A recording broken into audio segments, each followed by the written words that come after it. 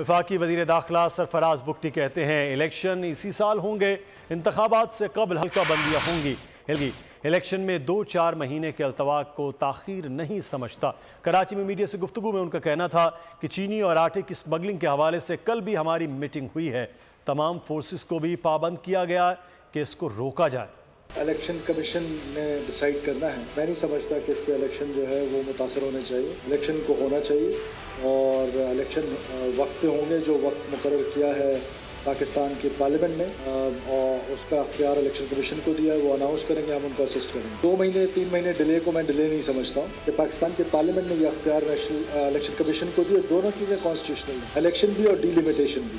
وہ D limitation انہوں نے پہلے کرنے کو کہی ہے اور الیکشن بعد میں کرنے کو کہی ہے، تو یہ کنسنسس تھا پورے پاکستان کا، جس میں پچھلی حکومت میں کا بڑا کریڈٹ ہے کہ انہوں نے اس ایشو پہ کنسنسس ڈیولپ کیا اور سارے وزراء اعلیٰ نے یہ ڈیسائڈ کیا۔ وزیر اعظم صاحب کی بڑی کلیئر کٹ ڈائریکشن ہے to all the security forces, to all those who have landed against, lead کر رہا ہے اور ہم یہ بلیڈنگ ہونے نہیں دیں گے، ہم سختی سے نپٹیں گے اور کسی قسم کی اسمگلنگ، بالخصوص جو چینی کی ہے، آٹے کی ہے، یوریا کی ہے، اور اس کے اوپر ANF اور باقی سورسز سے مل کے انشاءاللہ تعالی کوشش کریں گے کہ اس کو روکیں۔ سبسکرائب کریں اور بیل دبائیں تاکہ کوئی خبر رہ نہ جائے۔